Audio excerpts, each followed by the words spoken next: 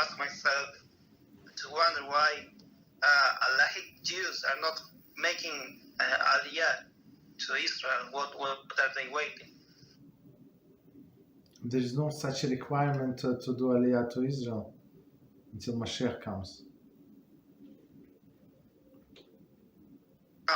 Because I related this because of the prophecy of Ezekiel that says when all the Jews are in Israel, then only Mashiach will come.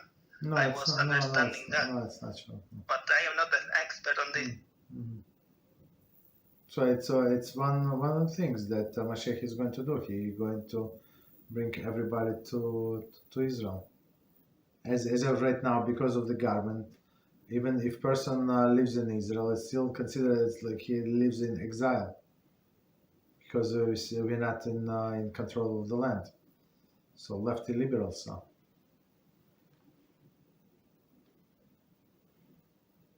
All right. Okay, I understand that a little bit more. Thank you. You're welcome.